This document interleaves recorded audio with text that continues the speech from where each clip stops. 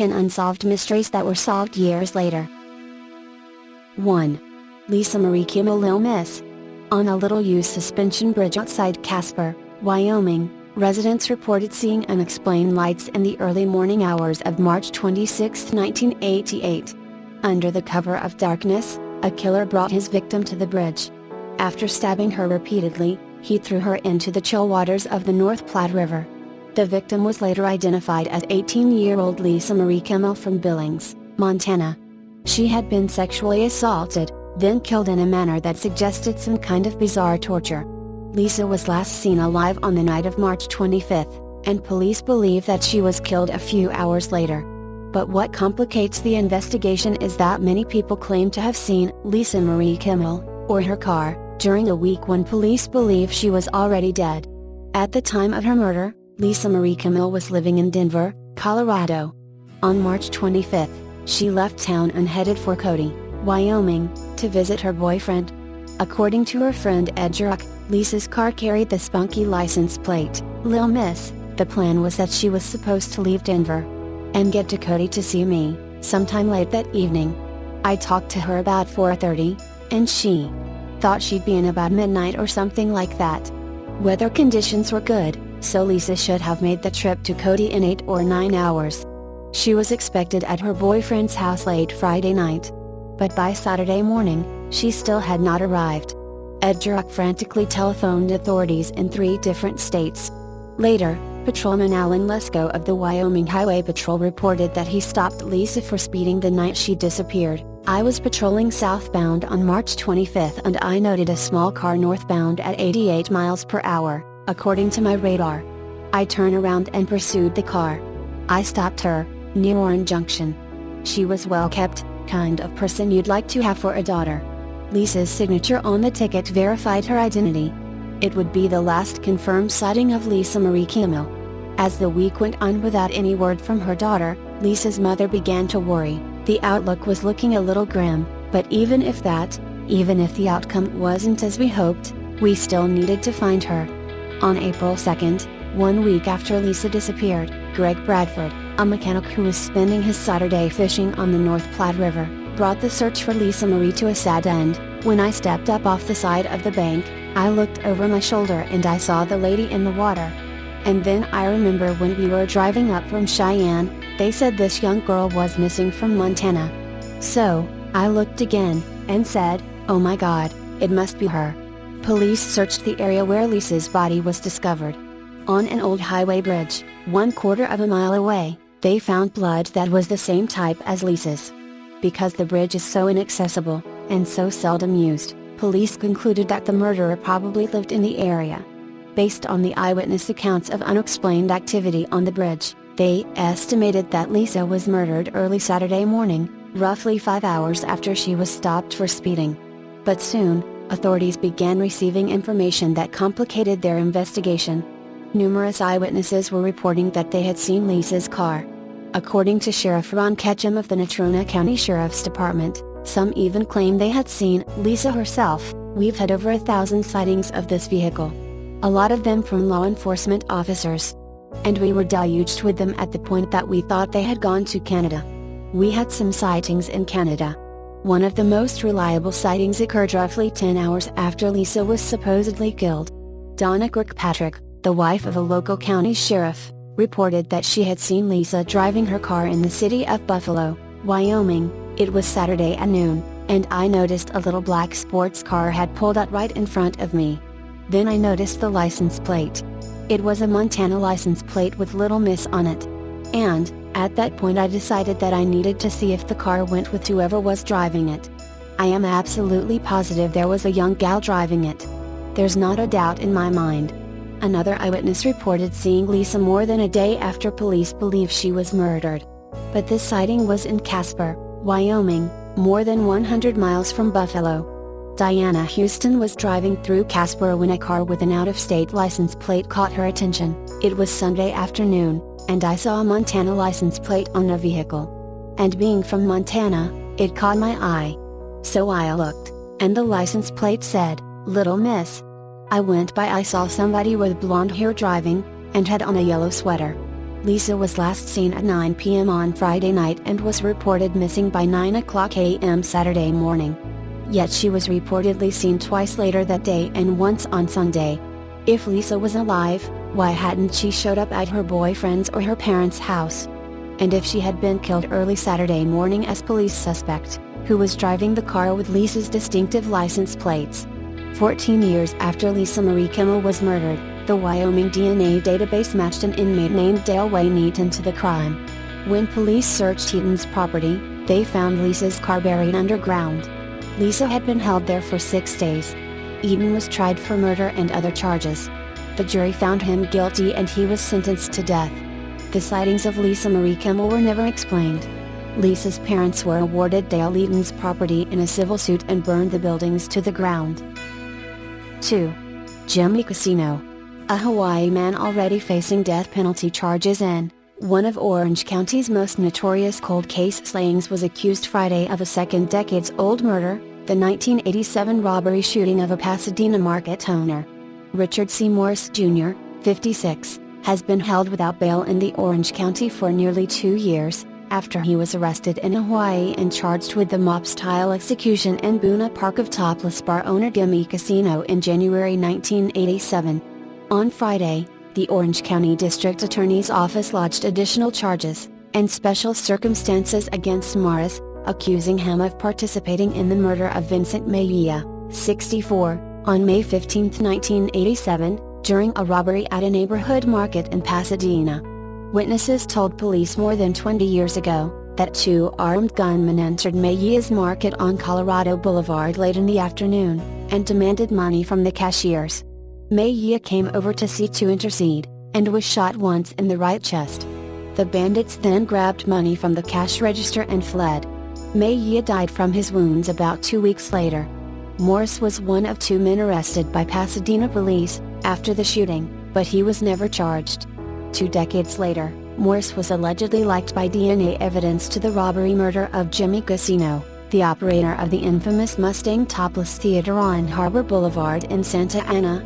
The Mustang was the first and biggest topless club in Orange County, allowed in 1983 by a judge's decision that classified it as a theater rather than a nightclub, which protected its activities as freedom of expression.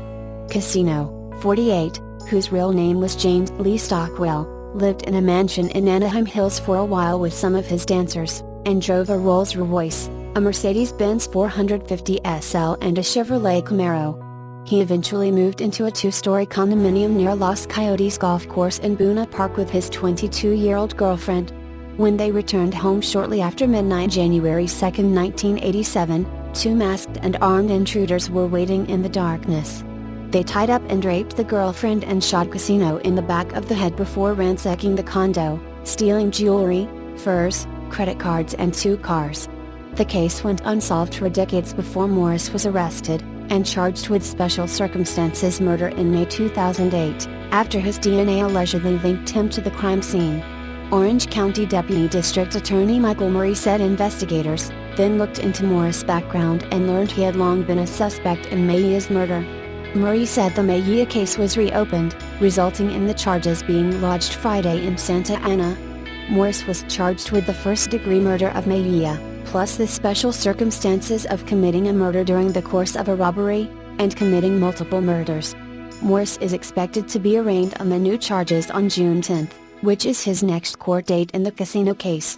Murray said his office has jurisdiction to file the Mejia murder case in Orange County, even though the slaying took place in Pasadena under a penal code section that allows for out-of-county prosecutions in situations where there is more than one special circumstances murder case.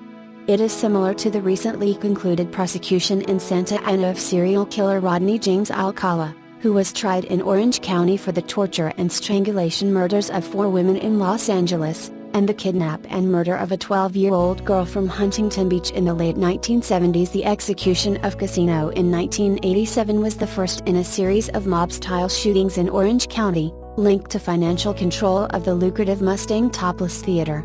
3 months later, a financial backer of the Topless Club was shot in the head and blinded. 2 men were convicted and sentenced to life terms. And then in 1988, a bouncer and lingerie salesman at the Mustang, who had ties to the mafia, was killed execution-style in an Irvine parking lot. That slaying remains unsolved. The Mustang later burned to the ground in an arson-caused fire and explosion. 3. Pamela Jackson and Cheryl Miller. Cheryl Miller and Pamela Jackson had planned to celebrate the end of the 1971 school year by gathering with classmates at a quarry along a gravel road. But the 17-year-old girls weren't known for frequenting parties, so when they didn't show up, other teens just assumed they had changed plans, perhaps to avoid any underage drinking or pot smoking. It soon became clear that the well-liked pair from the farming town of Alchester, SD, had vanished in their Studebaker. Now the 43-year-old mystery of their disappearance has been solved, largely by the ebb and flow of a dirty creek and the contents of a well-preserved purse, which indicate the girls probably died after their car plunged into a creek. This has really been a tragedy for two families, a tragedy for a class, as well as all of South Dakota, to some degree, State Attorney General Marty Jackley said this week. The questions began on the evening of May 19, 1971. After visiting Miller's ailing grandmother at a hospital, the girls met up with some boys at a church parking lot and started to follow them to the quarry. Miller drove the beige 1960 Studebaker Lark that had belonged to her grandmother, who died shortly after she disappeared. Jackson was in the passenger's seat. The boys missed a turn and accidentally drove past the party. When they turned around, they told authorities they no longer saw the Studebaker's headlights. They figured the girls had simply lost the nerve to attend the party. The celebration went on, but the girls in the Studebaker would not be seen again until 2013.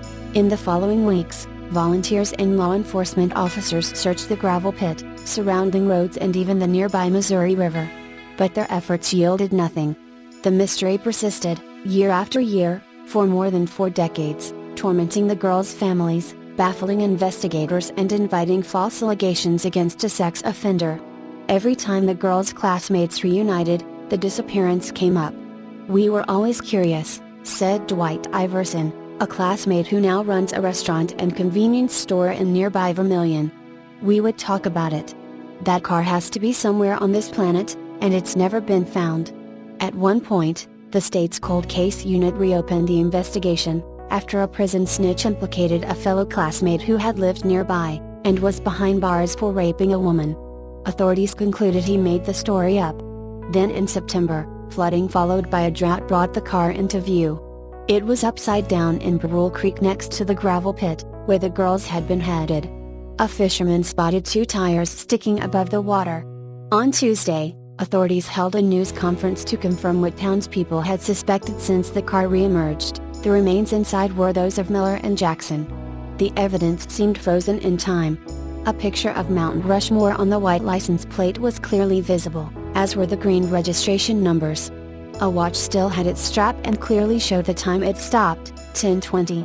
Miller's purse was intact, containing her driver's license, coins, a couple of letters from friends and other items, all in relatively good shape for being submerged for so long. Those belongings and DNA were used to identify the remains. There's no evidence the teens had been drinking. And mechanical tests on the car did not suggest any foul play. The headlight switch on the dashboard was on. The car was in high gear, and both girls were found in the front seat. Those factors point to an accident, Jackley said. Investigators would not speculate on exactly what happened, though one of the tires was damaged and the tread was thin, Jackley added. Ray Hoffman, who knew the Miller family and searched for the teens during his career with the Vermilion Police Department, said the two probably lost track of the narrow, dusty road and accidentally drove into the creek. Those boys were kicking up gravel at nighttime. Those girls couldn't see the bridge, he said. Seeing an old car embedded in a muddy bank wouldn't necessarily attract suspicion. The landscape is dotted with rusting vehicles, farm machines and other contraptions. Some were put there to curb erosion. Others were simply abandoned. Jackson's late mother, Adele, told people the loss of a daughter was especially hard on her husband, Oscar. She said just about every night after supper, he'd go out driving around the countryside looking for that Studebaker, said Paul Baum, publisher of the local newspaper, the Ulchester Union and Hudsonite. Oscar Jackson died at age 102, 5 days before the car was found. An obituary noted that his daughter's disappearance was his greatest sadness. 4. Jessica Keene. It was 18 years delayed, but today, in the middle of a packed Madison County courtroom, justice finally came for Jessica Lynn Keene. Marvin Lee Smith, a convicted felon formerly from the Short North, stood up and admitted he raped and murdered the 15-year-old Westland High School cheerleader in 1991. Today, in a deal that spared his life and prevented a death penalty trial that was supposed to begin March 9, Smith pleaded guilty to a charge of aggravated murder, with specifications of rape and kidnapping. 3 judges sentenced him to 30 years to life in prison. Keene was struggling in school and at home back in 1991, so she was staying at Huckleberry House, a safe house and crisis center in Columbus for runaway and troubled teens. Smith snatched her from a Wineland Park bus stop about 6 p.m. March 15. Her body, wearing only a torn and twisted bra and one dirty sock, was found 2 days later at Foster Chapel Cemetery in Madison County. Prosecutors and defense attorneys recounted yesterday what Smith did. They say that once Smith got Keene near the cemetery that Friday night after dark, she escaped. A trail of footprints in the mud, pieces of duct tape and her other sock marked her trail as she ran for her life. Eventually, Keene ran into a fence post and fell down. Then, Smith jerked a 70-pound tombstone out of the ground at an old grave and beat her with it until it split into 2. Investigators found its 2 pieces, both stained with blood, thrown over the cemetery fence. Jessica's mother, Rebecca Smitley, left the courtroom yesterday as Sheriff Jim Sabin described the scene at the cemetery. Later, Smitley said she never gave up hope this day would come. "I can still feel Jessica's heart beating as she ran for her life that day," Smitley said. "I can see her hiding behind tombstones and I can hear her praying. She has never forgiven herself. I wasn't there. I wasn't there to protect Jess, to kiss away her pain. I couldn't save her." Smith had been charged with assaults against 2 Columbus women and was out on bond when Keene disappeared. He was never considered a suspect in her death. He eventually was convicted for the 2 Columbus attacks and served 9 years in prison. While he was incarcerated, the law changed and, as a felon convicted of a violent crime, he had to submit a DNA sample for a state database. Meanwhile, Keene's case grew cold. Then last year, state crime lab technicians used new technology, and found that Smith's DNA matched evidence from Keene's rape and murder. Agent Greg Costas of the Ohio Bureau of Criminal Identification and Investigation and Sabin found Smith living in Burlington, NC. They went and got him to give up a new DNA sample just to be sure. Smith was indicted last May and extradited to Ohio to face charges. In court today, Smith said nothing on his own behalf. He dropped his shoulders and sobbed as Keene's family addressed him. But he never looked at them. Heather Tollett, Keene's older sister by 4 years, reminded him that he stole so much more than a young girl's life. "Everything in my life is measured against her loss," Tollett said. "Time is marked before and after her death. I miss her so." 5. Lucy Johnson. A mother who disappeared from her home in Surrey, British Columbia, more than 50 years ago, has been found alive and living with a new family in the Yukon Territories. After Lucy Johnson disappeared in September 1961, her husband, Marvin, fell under suspicion, and police dug up the backyard to look for her. The case went cold until last month, when Mrs. Johnson's daughter, Linda Evans, put adverts in newspapers around Yukon, near where her mother had lived as a child. Not long after, Mrs. Evans received the call she had waited for her whole life. A woman had seen the advert and said she not only thought she knew the woman, but believed it was also her mother. "I'm still walking around in shock," Mrs. Davis told the Surrey Leader. "I thought she was dead because there's been no contact. Nothing." The woman told her Mrs. Johnson, now 77, was alive and well. Mrs. Evans, whose brother died when he was a teenager, also discovered she had 3 half-brothers and a half-sister. "I have a lot of questions," Mrs. Evans told NBC News. "And they're all whys?" She was about 7 when her mother disappeared. She had last been seen by a neighbor near their Surrey home, in September 1961. Because she was not reported missing by her husband until May 1965, suspicion quickly fell on Mr. Johnson. Police considered bringing charges against him, but they did not have enough evidence, according to the Surrey leader. DNA samples were also taken from the family in an effort to match them with unidentified remains. Mr. Johnson, who was unemployed when his wife went missing, later remarried, but he was never able to help police find his wife and died in the late 1990s. Mrs. Evans added that he did not like to talk about her either. He had met his wife, who was of First Nation descent and from Skagway, Alaska, while working as a first mate on a tugboat. They married in Washington in 1954 and moved to Surrey a couple of years later. As her daughter went on to have children and grandchildren of her own, her desire to know what happened to her mother increased. After the police reopened the case last month, Mrs. Evans decided to try placing adverts in towns her mother may have had a connection with. She went above and beyond to promote and try to generate tips all over BC, actually somehow connected with a stepsister, who she did not know she had at the time, Corporal Bert Pocket, of Surrey Mounted Police, said. We received a phone call from a woman in the Yukon who called and claimed that she had seen the picture of the missing person in the free newspapers, and said the missing person we were looking for was actually her mother, he told CBC News. The stars aligned, the timing was perfect. Despite being abandoned, Mrs. Evans says she does not hold a grudge against her mother, and is keen to see her again and tell her about her grandchildren and great-grandchildren. I just hope I can be part of her life, she said. I'll just give her a big hug and hope the words come easy. Although Mrs. Johnson had been a cold case for more than 50 years, her case was not the oldest missing persons investigation by Surrey police. They are also following up leads about the disappearance of Humphrey Albert Wilkinson, who was 30 when he went missing in January 1957.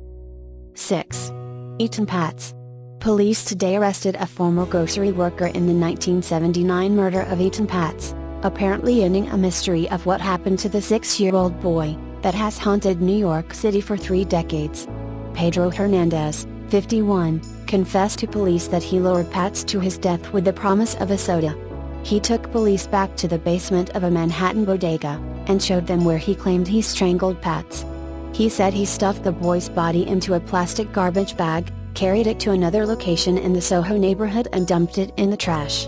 Police Commissioner Ray Kelly said Hernandez provided no motive for the killing. Patz, a handsome blonde boy, vanished on the first day he was allowed to walk to the school bus stop alone on May 25, 1979.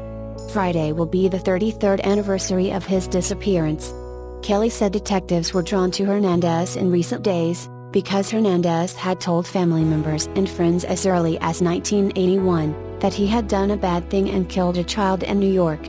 It was one of those family members or friends, who alerted police following renewed interest in the case, when police excavated the basement apartment of a building on the same block last month, where Patz lived and Hernandez worked.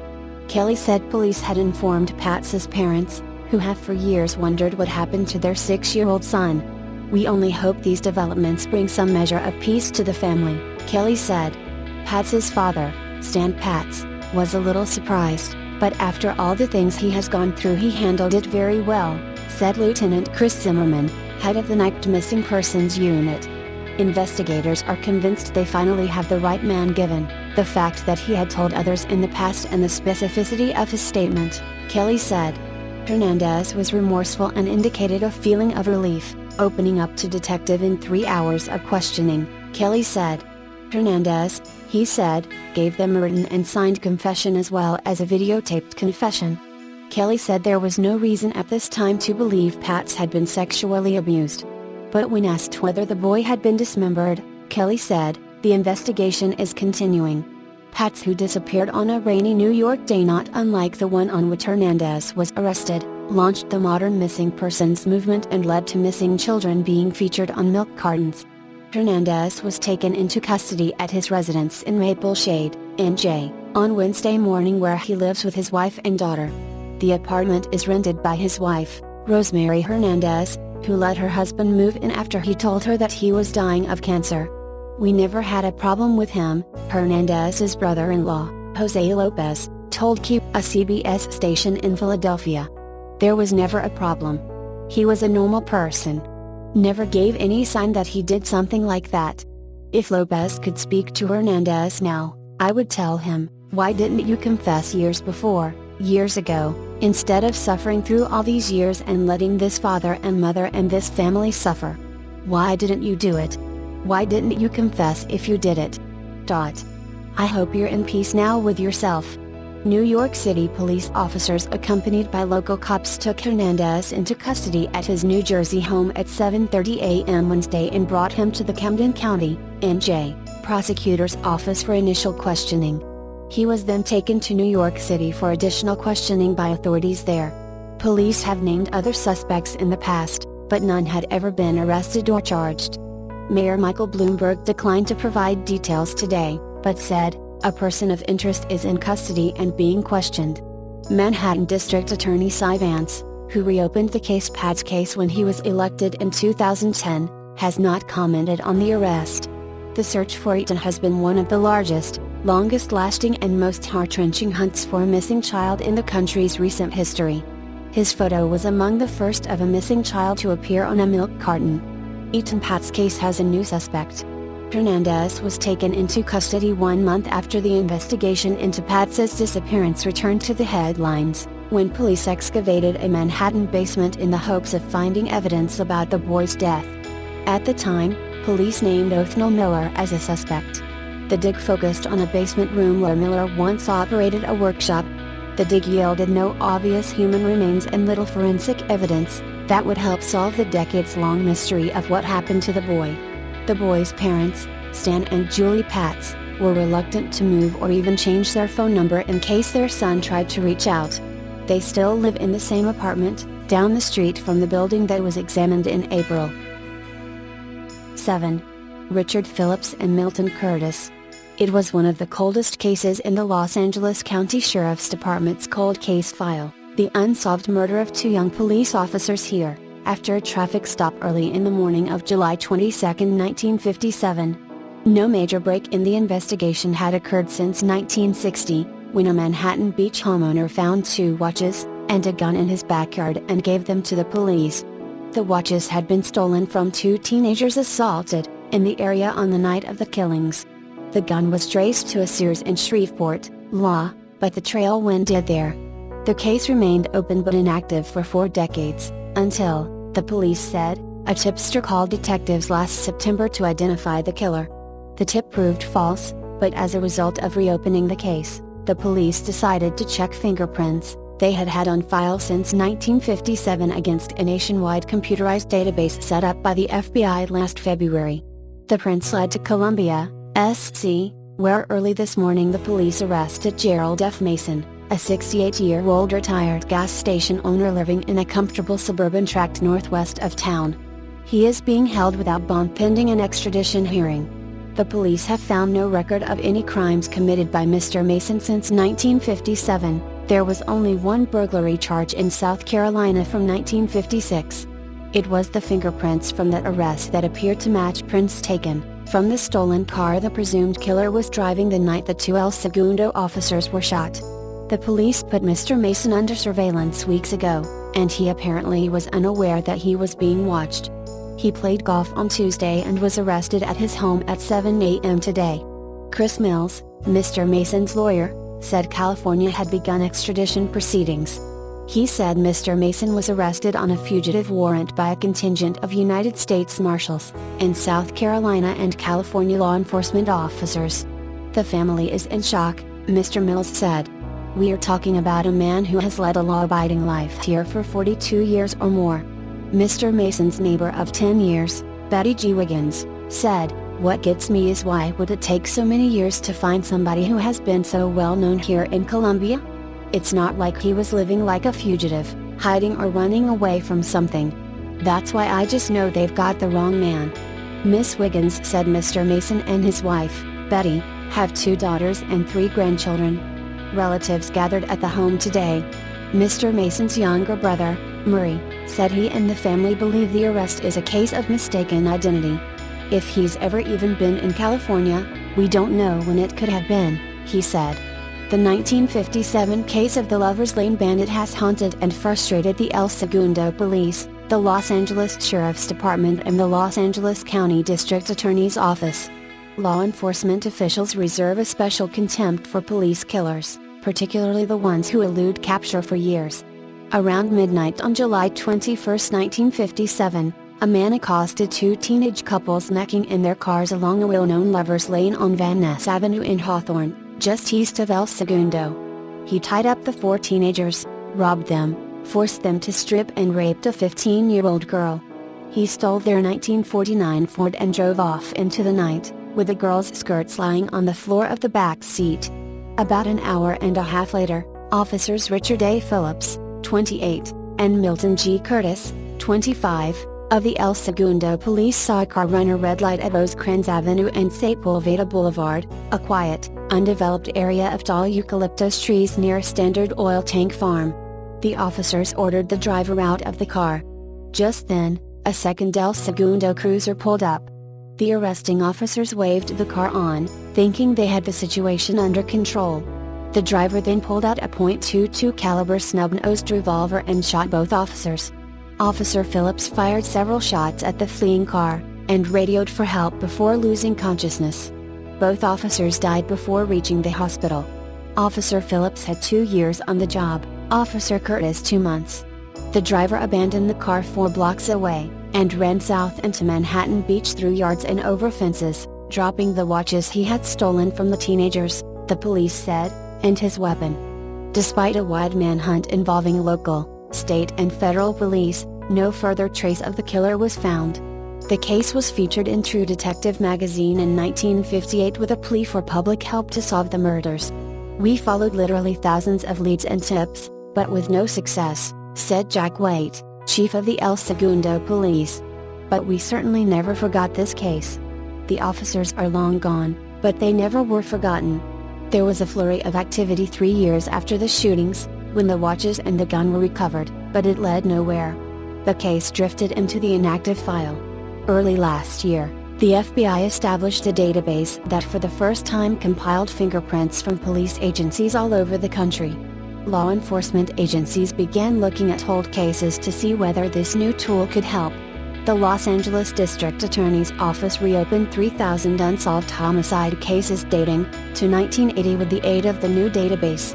But it did not look back 45 years, until the El Segundo police received the tip in September. "That's the way these things go sometimes, a fluke, a tip," said Captain Frank Merriman of the Los Angeles County Sheriff Department's Homicide Bureau, who oversaw the handling of the case. "It turned out to be wrong this time, but it caused us to look in the right direction." The police had several good prints from the stolen car, which matched the prints from the 1956 South Carolina burglary arrest. No good prints were on the gun for comparison, because it had been in the ground for 3 years, Mr. Merriman said. He added that ballistics tests from the weapon were consistent with the bullets that killed the officers, but were not conclusive because of the poor condition of the gun. The authorities said one of the reasons it took so long to find Mr. Mason, a factor that may complicate any prosecution, was that he had led a spotless life since 1957. They said it is unusual for someone to commit a brutal crime just once. In the county's request for extradition, Mr. Mason is charged with 2 counts of murder and multiple counts of kidnapping, robbery and rape. There is no statute of limitations on murder, and the other charges can be brought because Mr. Mason had left California within 3 years of the crimes, which suspends the state statute of limitations. Steve Cooley, the Los Angeles County District Attorney, said that he was barred from seeking the death penalty, because the California death penalty law on the books in 1957 was later invalidated by the United States Supreme Court. John Butterbaugh, 79, served on the El Segundo force with the 2 officers, and said today that he was shocked that someone had been charged in their killings. "I thought it would never happen," Mr. Butterbaugh said outside the office of the El Segundo Police Department, from which he retired in 1971. "The tragic part about the whole thing is that some of the old-timers I worked with are no longer around here to see this." 8. Mia Zapata.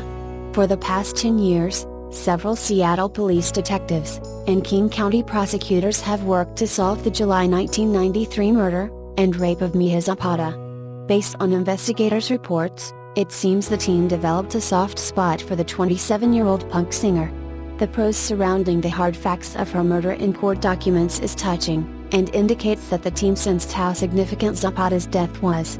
That team got a break late last month and shocked Seattle on Saturday, January 11th, by announcing an arrest. Over the past several days, details of the case have leaked out, along with the tears of Zapata's friends and admirers, who mourned her death all over again. The story of Zapata, lead singer of the Gits, inspiration for the anti-violence organization Home Alive, and a Seattle legend, may finally be put to rest. With DNA evidence the public didn't know existed, detectives Richard Gagnon and Greg Mixell found their man last month, Jesus C. Mezquia, a 48-year-old Cuban native. Mezquia landed in Florida's DNA database in December, after finishing probation for a possession of burglary tools conviction. He was matched with a saliva sample from Zapata's body, saved presciently in 1993 by the King County Medical Examiner's Office, that Seattle investigators submitted to a database search last June. Mezquia, a tall man with a tattoo on one finger, is in a Miami area jail, and has indicated that he will fight extradition to Washington. A new Florida law, passed in 2001, helped pinpoint Mezquia. The law expanded Florida's DNA database last year to include robbers and burglars. By 2005, all Florida felons will be in the database, which is already one of the country's largest.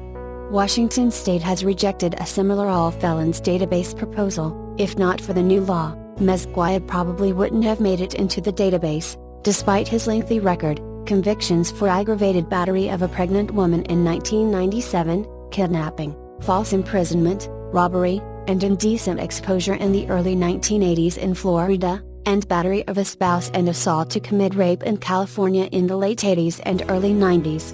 Detective Gagnon and Senior Deputy Prosecuting Attorney Timothy Bradshaw's court statements are written tenderly.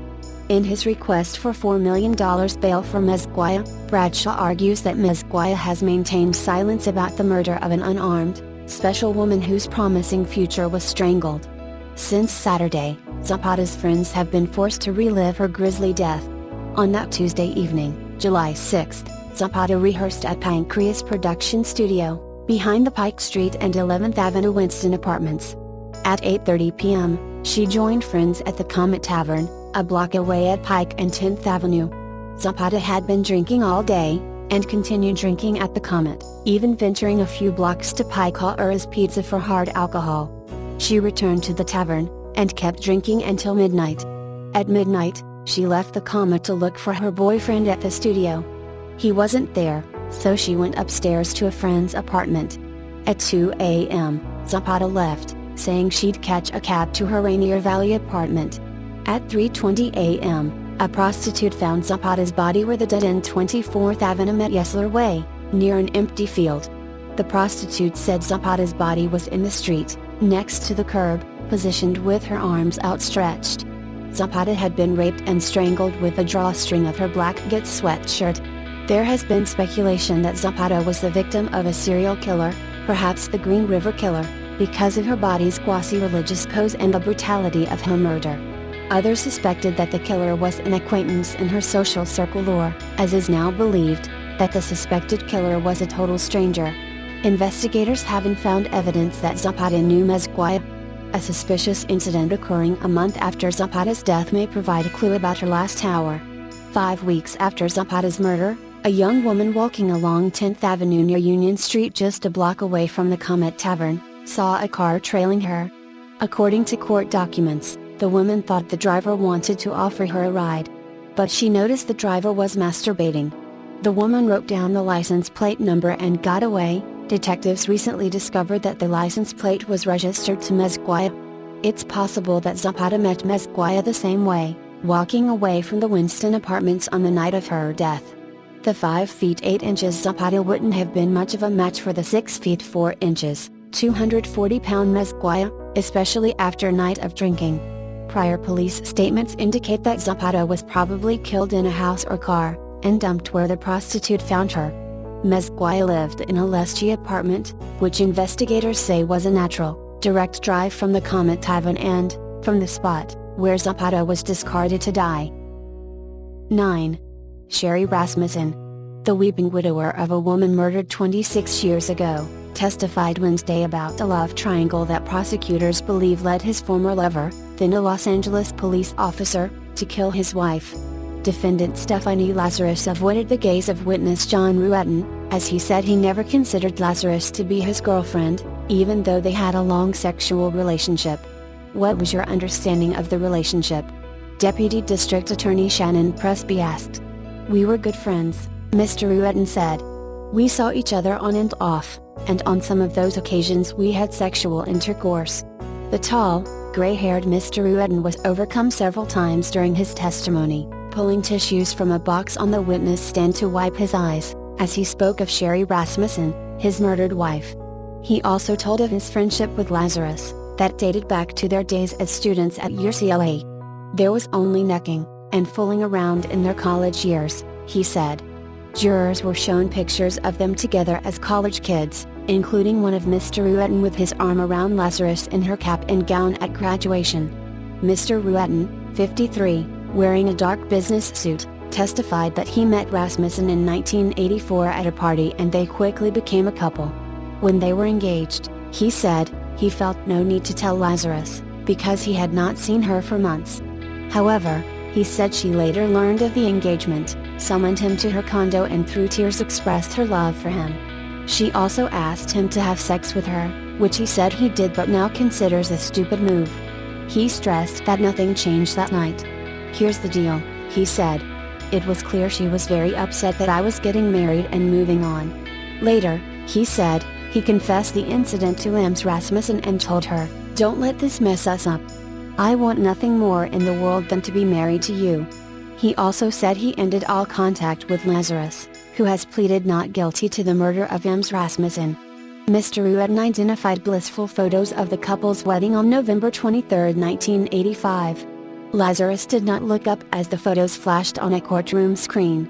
Ms. Rasmussen was killed on February 24, 1986, bludgeoned and shot to death by an intruder at the condo where she and Mr. Ruetten lived. Prosecutors are trying to show that Lazarus sought revenge for being spurned by Mr. Ruetten. Another witness, retired Los Angeles police officer Mike Hargreaves, said he lived at Lazarus' condo for a year and recalled that she woke him once in the middle of the night and said Mr. Ruetten had broken up with her. She said John told her he was going to marry someone else, Mr. Hargreaves said. He said Lazarus, who was exceptionally fit, suggested they do body sit-ups together and she felt better after that. Mr. Ruetten's sister, Gail Opes, showed jurors a letter to her mother from Lazarus that was postmarked August 6, 1985. In it, Lazarus told Mrs. Ruetten, I'm truly in love with John and the past year has really torn me up. I wish it didn't end the way it did, and I don't think I'll ever understand his decision. In subsequent years, Lazarus married and adopted a daughter. She rose to the rank of detective and was honored for her work in the art forgery section. She was arrested in 2009 after forensic experts, examining the file on Rasmussen's murder, linked her DNA to a bite mark on the slain woman's arm. 10. Crystal Bisano. Todd Bonner was a sheriff's deputy when he was dispatched in the cold, morning hours of December 15, 1995 to the scene of a dead body on a bank of the Provo River. The nude body of Crystal Lynn Bisano, 17, was lying face down in the rocks, bloody and broken. For 2 years Bonner served as the lead investigator of a team that went all over the state in hopes of solving the Salt Lake teen's murder. But the trail went cold. It's a case that's haunted me for almost my whole career, Bonner said Thursday, announcing that nearly 2 decades later, an arrest had been made. It's closure for me, as well. I'm very thrilled of the outcome, but it has taken a lot of time, and it has taken a lot of work. Bonner moved on in his career, never forgetting about the dead teenager, and rekindling hope when the case was reopened in 2006. New technology at the State Crime Lab and Sorensen Forensics had made it possible to examine DNA evidence from the apparent murder weapon he helped collect years earlier, those large, granite rocks, as well as from under Bisanovich's fingernails. 2 full-time detectives were assigned to the case in 2008. Forensic technology kept improving and unified police were brought on board. More DNA was extracted off the rocks found near the girl's body. Bonner was elected Wasatch County Sheriff in 2009, but he regularly checked in on the case that had followed him for years. It's always in the back of your mind, all the investigators that I still associate with that were a part of this, it's always in the back of their minds, Bonner said. Every time we get together, we talk about it, and we have for 17 years. In January, the CODIS database returned a match for the DNA, Joseph Michael Simpson, 46, who served time in the Utah State Prison in the 1980s for murder, and now resided in Sarasota County, Florida. Simpson previously lived in Clearfield. More forensic evidence from the scene was tested, providing an even stronger match for Simpson, but the Wasatch County Sheriff's Office needed more. With the help of law enforcement in Sarasota County, Bonner and another Utah detective tracked down Simpson, who was living with his mother, and set up surveillance. On August 25, they followed him to a smoke shop, where he smoked a cigarette and tossed it aside. Bonner now had the DNA investigators needed. It was a match. Bonner, flanked by detectives from Wasatch County and Florida's Sarasota County, was the one who put handcuffs on Simpson at his home Tuesday, telling him he was under arrest for the murder of Crystal Lynn Bisano, the suspect. Simpson was booked into the Sarasota County Jail for investigation of aggravated murder. Investigators expect authorities to return him to Utah within the next few weeks. This won't be Simpson's first time facing a murder charge in Utah. Simpson was arrested in August of 1987 by Clearfield police, and was convicted of murder in a Farmington court a couple of months later, according to court records. Simpson first arrived at the Utah State Prison in November of 1987. He was first paroled in April of 1995. In June of 1997, he received a travel permit while on parole, according to Department of Corrections spokesman Steve Jarrett. He went to Nevada where he was arrested on a drug-related charge. Simpson spent a short time in jail in Nevada, before being extradited back to Utah to serve his sentence at the Utah State Prison in June of 1997, Jarrett said. Simpson was paroled again in September of 1997, and completed parole in 2003. Simpson has been living in Florida for 13 or 14 years, the sheriff's office said. But Utah State Court records show that Simpson was in Utah as recently as 2010, when he received a minor traffic citation in Syracuse. Until the DNA connection was made, Simpson had never been considered a suspect in the case, Bonner said. Investigators believe Bisano disappeared from North Temple, but offered few details about how she encountered Simpson or ended up in Wasatch County. Bisano grew up in Spokane, Washington. Her mother, Lynn Tarasen, told the Deseret News in 1996 that her daughter was involved with drugs and was prostituting by age 15. Every time she came home she had her arms spread out wide and a big smile on her face. I never refused her. I always loved her, Tarasen said then. Whatever she was doing, she thought, was more important than living a normal life. Bisano and her boyfriend had moved to Utah from Spokane just a few months earlier. He reported her missing 2 days after she failed to return from a late-night trip to a Salt Lake convenience store. This week, Bonner made a phone call 18 years in the making, to a mother and her husband, concerning a daughter. They were very relieved, very emotional, very happy that this is moving forward, he said.